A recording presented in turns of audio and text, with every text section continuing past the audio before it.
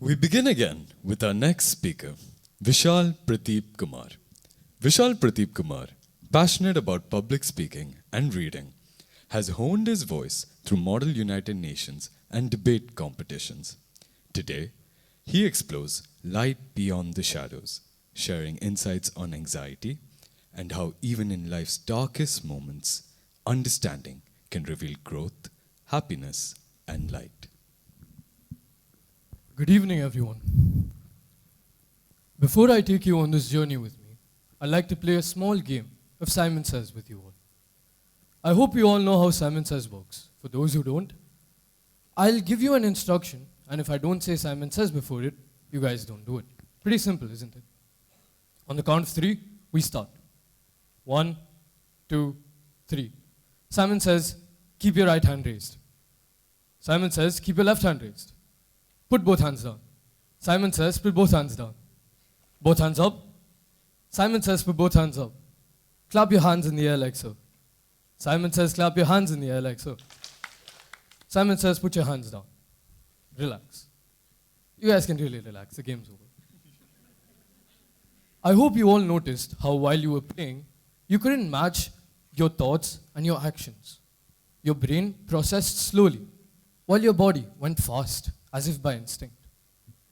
To a person having anxiety, it is no different. Yes, this exercise wasn't only to bring your energies back a bit. It was also to give you a small glimpse on how the mind of a person who has anxiety really works. To them, the world is just one huge photon of light, moving faster than they can react.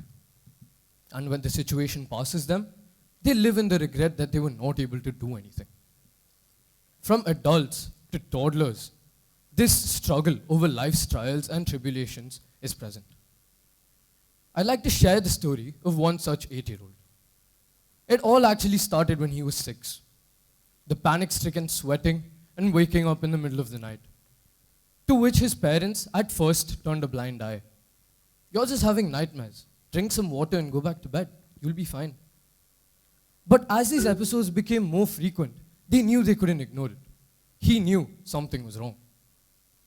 Finally, at 8, he found out that what he was having were actually panic attacks.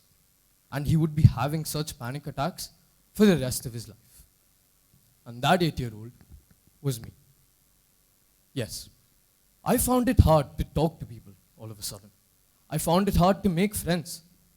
And even academics became a Herculean task to me. As a result of all this, I found a rift being created between me and my loved ones. And I soon grew up to learn that I wasn't the only one. Over 70% of the world's population faces some form of trauma at a young age. Over 4% of this 70%, approximately 300 million people, carry this trauma throughout their lives in the form of anxiety. 240 million people of this 4% report not receiving any guidance or treatment on how to control their anxiety.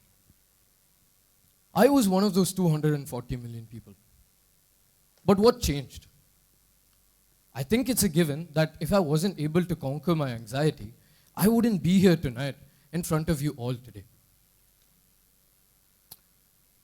I wouldn't be here in front of you all tonight. I questioned every anxious thought I had. I was like a police officer, interrogating and trying to bring justice to a case gone cold. And the first question that I had was, what causes my anxiety? First, I was clearly confused. But I eventually held 2 factors responsible for this: experiences and fear factor. I'll be explaining both of these factors with real-life examples. I remember being in grade 9. It was my math exam. Exactly 5 minutes before the exam, I tensed up. I felt like I forgot everything that I learned. What happened next? I messed up my math exam big time. What I learned that day was the profound effect that panic has on anything and everything that I learned. Not only in exams, but in any situation that I was in. Panic makes you anxious. induces anxiety in you. And everything that you learned slips your mind. Nothing occurs to you. Your mind goes blank. So the next time I was in an exam hall, I made sure to keep my rhythm intact. I made sure to not crumble under the pressure. And slowly but surely, I found myself acing exams. Number 2, fear factor. We all have a fear factor in our lives. Arachnophobia, claustrophobia. For me, it was a fear of heights. The way I conquered my fear of heights was through steps. No, literally. I took to the stairs in my building. My building had 12 floors. I conquered floors in multiples of 3 at a time. I went to the 3rd floor. I would peer in the gap between the railings. And then once I was not scared of that anymore, I would move on to the 6th floor, to the 9th floor, and finally to the 12th floor. And the sense of accomplishment that I had when I had covered the 12th floor was insurmountable to me. I was so happy. And just like that, I had answered a question that was bugging me for most of my life. What causes my anxiety? And as if right on cue, without any rest, a second question pops up. How can I control my anxiety? I know what causes it. Now what can I do to control it? And for this, I took to the streets. By streets, I mean my neighborhood. I interviewed tons of people. I went way out of my comfort zone to get the experiences that these people had faced about stress and anxiety in their lives.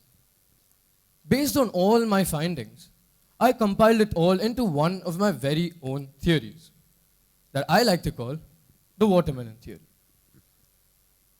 In this theory, I state that life is like a watermelon. The black seeds that you see, they are the problems. Anxiety being a major one in most of our lives. The red, the happy moments. These special memories that we make with friends and family. We do not ingest the black seed, do we? We savor the red, the sweetness of the red. Similarly, do not ingest your problems. Let them be thrown out as they come in. Instead, cherish the memories that you make with your friends and family. And you'll know that problems do not define us. The memories that we make define us. They make us who we are. I felt like a weight had been taken off my shoulders when I had answered 2 of the biggest questions, biggest worries that I had. More questions did pop up. And in this manner, I eventually felt uplifted, answering every one of them. But I also felt free from this burden that I called anxiety. But I also realized one thing, that I had been seeing anxiety in the wrong light all this time. My realization hit when I accepted that sometimes things may not go my way. That's completely fine. Because in the face of the panic and anxiety that ensues, I can always make sure to say, watch me do this anyway. Thank you.